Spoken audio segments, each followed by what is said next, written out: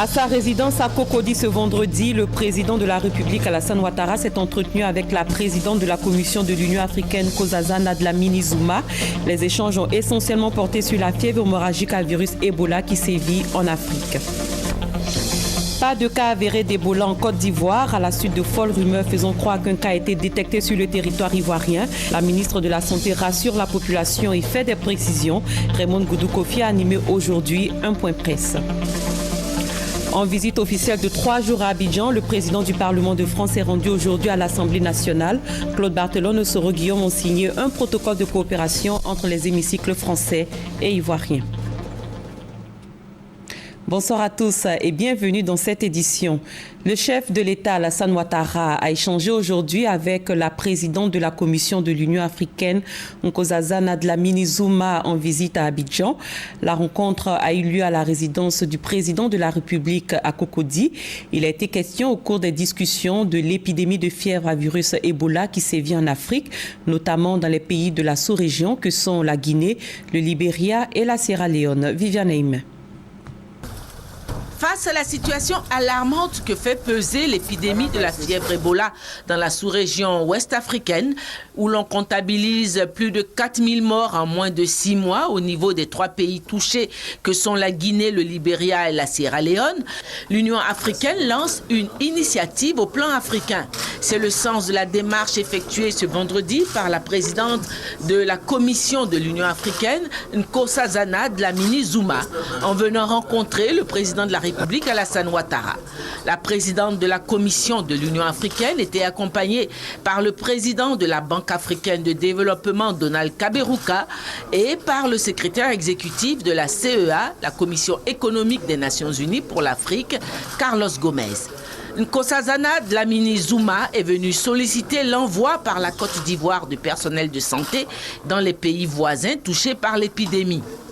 La présidente de la Commission de l'Union africaine a en outre félicité la Côte d'Ivoire pour avoir mis fin à la fermeture de ses frontières avec ses voisins victimes de contamination en ouvrant des couloirs humanitaires. First, let me say how grateful we are that the president saw in the money. Nous sommes venus en délégation avec le secrétaire exécutif de la CIA et le président de la BAC pour échanger avec le président de la République, le président Alassane Ouattara, principalement sur la situation de Ebola. Nous sommes en train de solliciter des gouvernements, et notamment du gouvernement de Côte d'Ivoire, d'envoyer plus de personnel de santé au niveau des 3 pays qui sont affectés. En ce moment, nous n'aurons qu'à prendre en charge l'assurance et certainement les primes. Les salaires seront supportés par les États. Nous avons félicité la Côte d'Ivoire pour ses performances, mais aussi pour avoir repris les vols en direction de la Guinée et bientôt du Libéria et de la Sierra Leone. Nous avons parlé de la question donc, de l'impact économique, notamment au niveau du transport aérien, mais aussi du transport maritime, de l'épidémie sur les économies. Et enfin, nous avons abordé des questions qui ont un rapport avec la Commission de l'Union africaine, notamment la mise en œuvre de l'accord de Yamoussoukro sur la libre circulation entre les pays, l'ouverture des ciels des différents États aux compagnies africaines. Et le président nous a donc compris, nous a apporté tout son soutien. Nous voudrons donc lui dire merci et repartir de la Côte d'Ivoire rassurée. La présidente de la Commission de l'Union africaine s'était d'abord rendue en Guinée, Libéria et Sierra Leone avant de venir à Abidjan. Ce n'est qu'une folle rumeur, il n'y a à ce jour aucun cas avéré d'Ebola en Côte d'Ivoire. Les populations devraient donc se tranquilliser. Cette assurance a été donnée par la ministre de la Santé et de la lutte contre le sida. Raymond Goudou Kofi a tenu un point presse pour démentir la rumeur faisant croire qu'un cas d'Ebola a été détecté sur le territoire ivoirien. Pour les faits, l'agent de santé en contact avec un malade d'Ebola en Guinée et qui a été localisé à Mans en Côte d'Ivoire n'est pas atteint du virus. Pas de raison de paniquer, les précisions de la ministre avec Grace Kando.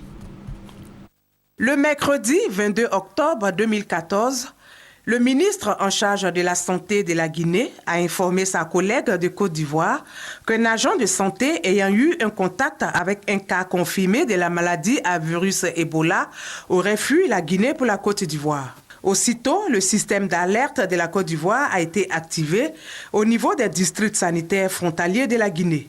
La ministre de la Santé, Goudou Kofi Remon, tient à éclairer l'opinion sur cette situation. Nous avons pu identifier la zone où se trouverait cette personne. Et je tiens à préciser que cette personne était ce qu'on appelle dans le jargon, il n'est qu'un contact. Et c'est le terme même qu'a utilisé le ministre de la Santé de Guinée. Il ne m'a pas dit que la personne était infectée, il ne m'a pas dit que la personne était malade, il m'a dit un cas, un contact vient de nous être signalé qui se dirigerait en Côte d'Ivoire, bien spécifiquement à Mans, où il semblerait qu'il est de la famille. Mais réflexion, enfin, avec toutes les informations que nous avons pu avoir au fur et à mesure, cette personne serait en même temps une sorte d'opérateur économique qui aurait donc tout un dispositif de santé, de clinique, aussi bien en Guinée qu'à Mans et à Daloa. Donc nous sommes en train le ministère de la Sécurité et de l'Intérieur est en train de faire des recherches à ce niveau. Tous nos délégués et nos directions régionales et départementales dans la région de Mans, dans la région de Daloa sont informés et nous attendons pour voir. Toujours selon la ministre Goudou Kofi Remon, aucun cas de virus Ebola n'a été enregistré sur le sol ivoirien à ce jour. Donc nous n'avons pas de cas confirmés ni avérés ici en Côte d'Ivoire au moment où je vous parle, parce que pour que nous puissions avoir la preuve que nous avons éventuellement un cas en Côte d'Ivoire, il faut bien que cette personne on puisse lui faire un prélèvement de sang et qu'on puisse techniquer cette personne, c'est-à-dire donc la structure qui est habilitée à cela, et donc l'Institut Pasteur. Jusqu'aujourd'hui, nous avons dit que nous avons 49 cas de rumeurs qui ont été entièrement techniqués par l'Institut Pasteur de Côte d'Ivoire, avec pour résultat des résultats négatifs. Des informations émanant de l'Organisation mondiale de la santé précisent que c'est un aide-soignant d'une quarantaine d'années qui exerçait en Guinée dans la région d'Nzérékoré. Ce vendredi après-midi, le président de la République, Alassane Ouattara, a rendu visite au président du présidium du RHDP, Henri Konan Bédié. Cette rencontre s'inscrit dans le cadre des visites périodiques entre le chef de l'État et son aîné. Les deux personnalités ont abordé divers sujets, dont notamment la situation du pays. Au terme de sa visite, le président Alassane Ouattara a dit saisir cette occasion pour exprimer sa gratitude au président Henri Konan Bédié à la suite de l'appel de Daokro. On écoute le chef de l'État. Périodiquement, je viens voir mon aîné, le président Henri Konan Bédié, le président du RHDP, pour échanger avec lui sur la situation du pays. Et il y a quelques semaines, j'étais à Daokro. Le président m'a fait la grande surprise de lancer un appel pour me soutenir pour les prochaines élections présidentielles. Il était tout à fait donc indiqué que je vienne ce soir le saluer, remercier le président. Président, merci pour la confiance.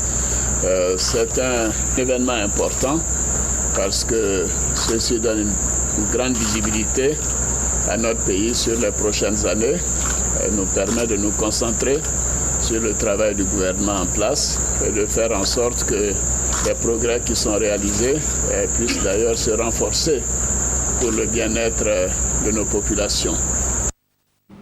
Et le président de la République, Alassane Ouattara, qui a reçu aujourd'hui Claude Bartolone, le président de l'Assemblée nationale de France, effectue depuis hier une visite officielle de 3 jours à Abidjan. Une visite pour renforcer la coopération entre les hémicycles français et ivoiriens. Claude Bartolone a été élevé à la dignité de Grand Croix du mérite ivoirien. Viviane Haïm.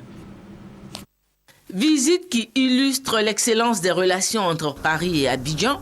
Après celle effectuée il y a quelques mois par le chef de l'État français François Hollande, le président de l'Assemblée nationale française Claude Barthelone a été reçu à son tour ce vendredi au palais présidentiel par le président de la République Alassane Ouattara. Claude Barthelone était conduit par son homologue ivoirien Guillaume Kibafouri Soro, président de l'Assemblée nationale de Côte d'Ivoire.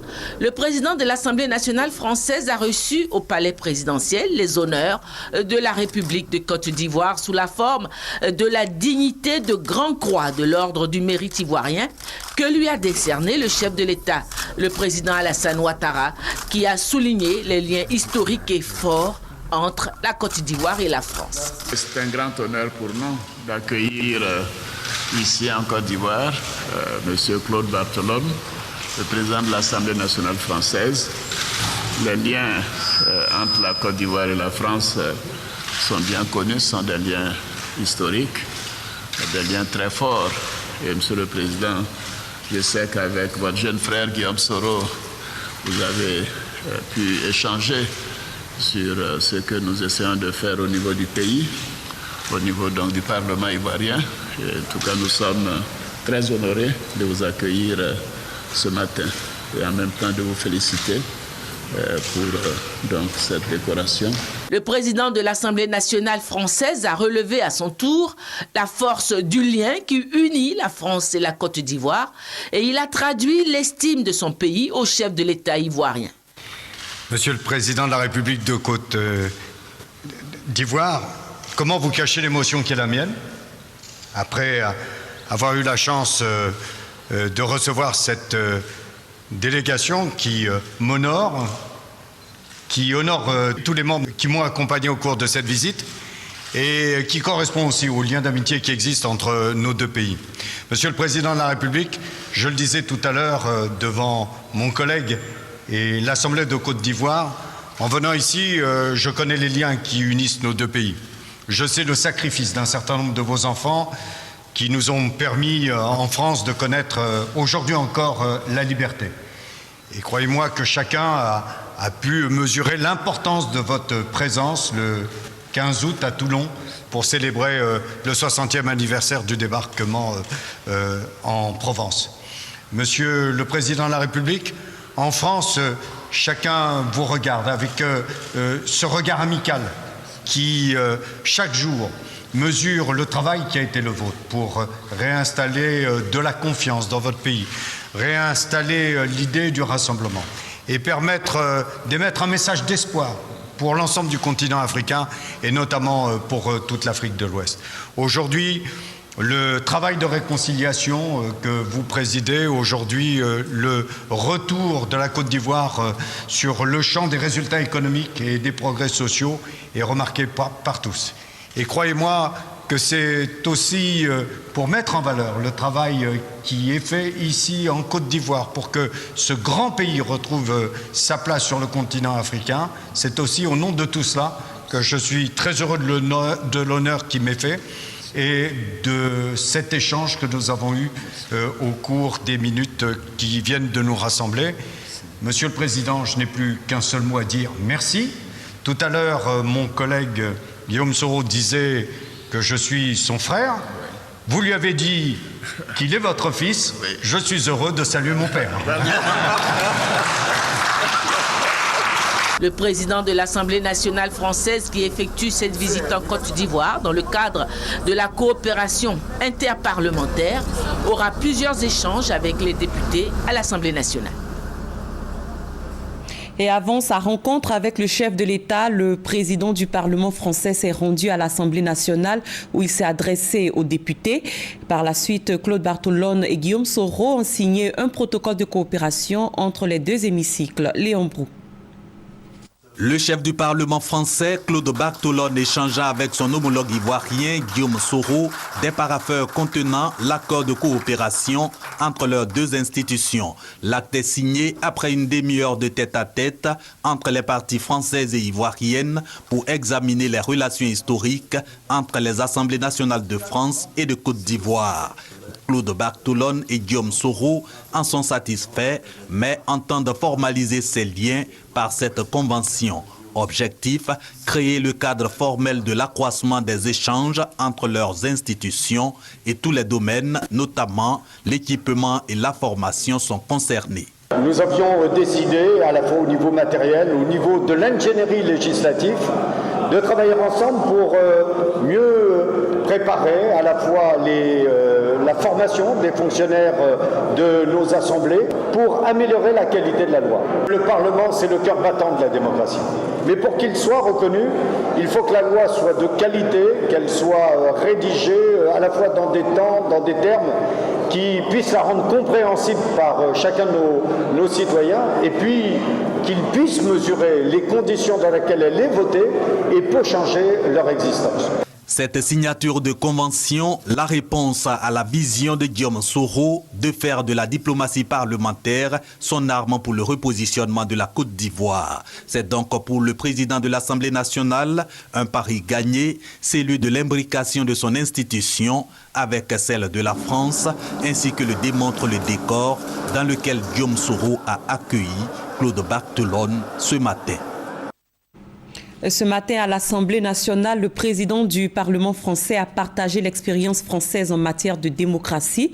L'indépendance du Parlement, l'exemplarité, la diplomatie parlementaire sont des valeurs chères à observer par les députés, selon Claude Bartolone. Nous restons avec Léon Brou. Palais de l'Assemblée nationale ce vendredi, aux côtés des 227 députés sur les 255 de la législature Soro, des chefs d'institutions avec à leur tête le Premier ministre Daniel Kablan-Duncan. Tous sont venus écouter le chef du Parlement français, Claude Bartolone, invité par son homologue ivoirien à partager avec son institution quelques pans de la démocratie française. Notre volonté commune de faire de notre Assemblée une institution moderne et moderne, vivace, et les apports d'une Assemblée d'expérience comme celle que vous dirigez nous seront toujours utiles. Le décor planté, Claude Bartolone peut s'adresser à son auditoire. Le président de l'Assemblée nationale française se dit émerveillé par la marche de la démocratie ivoirienne, eu égard aux acquis réalisés 3 ans seulement après la crise post-électorale. Désarmement et réinsertion des ex-combattants, infrastructures de développement, réconciliation, repositionnement de la Côte d'Ivoire à travers notamment son Parlement. Claude Bartolone estime toutefois nécessaire la représentation de toutes les tendances politiques à l'hémicycle, toute chose qui constitue pour lui l'achèvement de la démocratie. Dans ce sens, il a aussi instruit les députés sur 3 de leurs devoirs. Le premier devoir qui nous incombe, c'est de lutter sans relâche pour l'indépendance de nos parlements. Le second devoir, c'est celui de l'exemplarité. Il en va de notre crédibilité, de la crédibilité de la classe politique dans son ensemble. Il en va du lien de confiance qui doit relier nos peuples à leurs représentants et donc de la stabilité de la vie politique. Le troisième devoir, selon moi, est justement cette nécessité absolue de nouer avec les autres parlements de par le monde des relations de coopération suffisamment denses pour nous rendre plus forts collectivement. Dans son intervention, le président de l'Assemblée nationale, dont la visite intervient 3 mois après celle du chef de l'État français, a insisté sur l'amitié ancestrale entre son pays et la Côte d'Ivoire depuis les 2 guerres mondiales en passant par l'ère de feu, le président Félix Houphouët-Boigny. Le Japon va abriter du 3 au 8 novembre prochain le Conseil international des bois tropicaux. Avant cette échéance, le ministre des Eaux et Forêts a rencontré l'ambassadeur du Japon en Côte d'Ivoire pour lui présenter ses projets. Le Conseil international des bois tropicaux devrait apporter un appui à la réhabilitation de la forêt ivoirienne. Grace Kondo. La Côte d'Ivoire sera représentée au Conseil international des bois tropicaux CIBT qui se tiendra à Yokohama au Japon du 3 au 8 novembre prochain. La délégation sera conduite par le ministre des Eaux et Forêts, Babo Daré. 3 projets seront présentés à cette rencontre, à savoir la réhabilitation des forêts classées au nord de la Côte d'Ivoire, la restauration et la gestion durable des mangroves de la zone côtière et la sauvegarde de la séméla, essence forestière menacée de disparition. Plusieurs pays composent ce Conseil international des bois tropicaux, notamment le Japon, les États-Unis, la Suède et la Suisse. Comment solliciter l'appui de ces pays? Une rencontre d'échange avec les ambassadeurs accrédités en Côte d'Ivoire s'impose. L'OIBT étant, l'organisation qui nous aide à obtenir des financements pour nos projets à hauteur de 2,7 milliards déjà. Donc, à l'intérieur de l'OIBT, nous voulons solliciter certains partenaires qui sont les pays bailleurs qui passent par l'OIBT. L'ambassadeur du Japon en Côte d'Ivoire dit avoir pris bonne note de ses préoccupations. La Côte d'Ivoire bénéficie depuis 1992 de l'appui de l'Organisation internationale des bois tropicaux dans différents domaines en vue de progresser vers la gestion durable des forêts. En agriculture, le communiqué final du dernier Conseil des ministres a dévoilé le bilan de la campagne 2013-2014 de la filière coton. Un bilan qui fait état d'un nouveau record de production pour la filière avec 405 226 tonnes contre 652 000 tonnes en 2013. Avec cette performance, la Côte d'Ivoire maintient son rang de 3e pays producteur en Afrique. Mahamadou Traoré et Noël Gnagno pour le compte-rendu. À l'instar du cacao, le coton ivoirien se porte bien. C'est que le bilan de la campagne 2013-2014, rendu public à l'issue du dernier Conseil des ministres, annonce 405 226 tonnes contre 352 000 tonnes lors de la campagne 2012-2013, soit une production en hausse de 15,07%. Avec cette production, record de la campagne 2013-2014, les revenus distribués aux agriculteurs sont estimés à plus de 101 milliards de francs CFA. Dans le but de consolider cette embellie, le dernier Conseil des ministres a approuvé l'affectation du montant prévu pour la subvention à la révalorisation du prix. Ainsi, retenons que le prix du coton bord-champ pour la campagne 2014-2015 est fixé à 250 francs CFA le kilogramme. La filière banane a aussi été évoquée au cours de ce Conseil des ministres. Après accord de l'État, un programme de mesures d'accompagnement du secteur de la banane dénommé MAB va être mis en œuvre en vue de faciliter davantage l'accès de la banane ivoirienne au marché européen. En outre, le programme MAB vise à améliorer l'outil de production des plantations existantes, la création de nouvelles plantations villageoises et la préservation de l'environnement. Ce programme est financé en partie par l'Union européenne. La délégation régionale du Conseil du café cacao d'Aboisseau et les acteurs de la filière de la dite localité étaient récemment en conclave. Il s'agissait pour la délégation de sensibiliser les acteurs de la filière aux nouvelles dispositions mises en place par le Conseil café cacao et de dresser le bilan de l'année écoulée. Francis Boifou. Le département d'Aboisseau dans la région du Sud Komoué a été classé premier en matière de production du cacao pour la campagne 2013-2014. De 31 000 tonnes de fèves de cacao en 2013, la production est passée à 44 000 tonnes en 2014, soit une augmentation de 43%. Selon le délégué régional du Conseil café cacao d'Aboisseau, cette performance est à mettre à l'actif de toutes les forces vives de la région pour leur appui dans la lutte contre la fuite du cacao vers les autres départements et les pays voisins.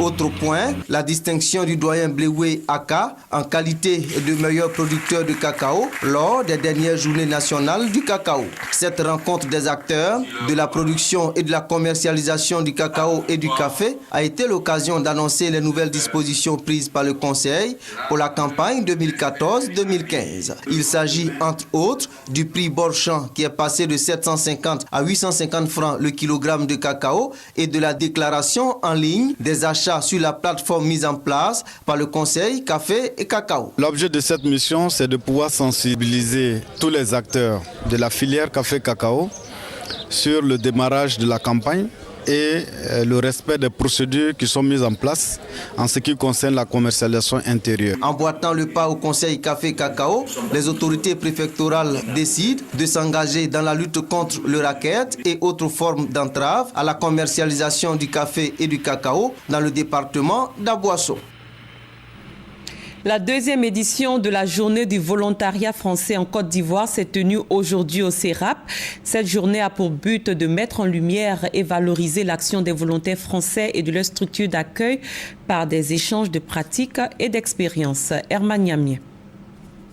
Depuis 2012, date de l'ouverture de l'espace volontariat en Côte d'Ivoire, ce sont plus de 300 volontaires et bénévoles issus des dispositifs français de promotion du volontariat qui ont été recensés dans le pays. Ces volontaires appuient plus d'une vingtaine de structures locales dans des domaines variés, entre autres l'éducation, la formation, le développement durable, la protection de l'enfance, la protection de l'environnement, la réhabilitation d'infrastructures et la microfinance. Nous fonctionnons dans les programmes annuels des collectivités. Nous travaillons avec les fêtières pour, dans le cadre de l'éducation, le cadre de la santé, l'eau et l'assainissement, l'appui au développement. Notre association a 15 villages, en tout 30, on est 2 équipes. Donc chaque équipe a 15 villages bénéficiaires. Donc la principale mission, ça a été de sensibiliser, donc informer la population bénéficiaire de qu'est-ce qu'on pouvait faire pour eux. Donc on est une association de développement rural basée surtout dans le suivi des groupements. Au sein de ASEC, nous avons des projets que nous avons implémentés sur le VIH-Sida, sur l'environnement, sur le tourisme. Donc on permet à des étrangers de venir travailler dans nos projets ici en Côte d'Ivoire. Et aussi, on donne la possibilité aux jeunes Ivoiriens d'aller travailler aussi dans des projets à l'extérieur, comme au Burkina, au Ghana. Mais ces actions ne sont pas toujours bien connues des populations. La journée du volontariat français, qui est à sa 2e édition, est donc l'occasion de vulgariser leurs actions en Côte d'Ivoire. Aujourd'hui, partent en mission dans des pays, ils y travaillent, mais ils sont peu connus, peu reconnus, leur structure d'accueil également. Alors cette journée est en fait instituée pour les magnifier. Le thème choisi pour cette 2e édition est volontariat et citoyenneté. Quelle contribution des entreprises? À travers ce thème, les initiateurs entendent solliciter davantage la contribution des entreprises en vue de favoriser l'épanouissement des populations. La page politique de cette édition, le bureau de l'UDPCI, l'Union pour la démocratie et pour la paix en Côte d'Ivoire, vient de tenir une rencontre élargie aux membres du Conseil d'honneur et de l'ordre. Au menu, la mise en œuvre des décisions du Congrès passé, la vie du parti et la situation sociopolitique nationale. Roger Appé, Sidonie Davila. Les membres du bureau politique de l'Union pour la démocratie et la paix en Côte d'Ivoire, UDPCI, se sont réunis pour parler de la vie du parti. Ils ont également examiné la situation sociopolitique nationale en passant en revue des sujets d'intérêt national au cœur des préoccupations des populations, notamment l'état de la nation, l'appel de Daoukoué. J'entends de cette rencontre le renforcement de la cohésion, mais aussi des échanges qui portent sur la vie nationale, sur la Côte d'Ivoire, que nous voulons plus forte, plus belle, plus solidaire, engagée pour la réconciliation entre ses fils. Des points importants dont les analyses ont été consignés dans un communiqué final sanctionnant les travaux de la réunion du bureau politique. Le bureau politique réaffirme son soutien total à la résolution de choisir le président Alassane Ouattara comme candidat du RHDP à l'élection présidentielle de 2015. Salue la clairvoyance du Congrès et se félicite de ce qu'il ait eu raison très tôt quant à l'opportunité de cette candidature au sein du RHDP. Les conclusions de cette réunion donnent ainsi le top départ pour la sensibilisation et la remobilisation autour de l'idéal qu'est la paix. Des missions auxquelles doivent s'adonner désormais les militants de l'UDPCI, selon le docteur Albert Touakeus-Mabry. Par ailleurs, ministre du Plan et du Développement, il s'est aussi prononcé sur le RGPH, recensement général de la population et de l'habitat. Selon le ministre, les résultats de cette opération importante pour la présidentielle de 2015 seront connus en novembre prochain. Et c'est la fin de ce 23h. Merci de l'avoir suivi. Très bonne suite de programme sur RTI1.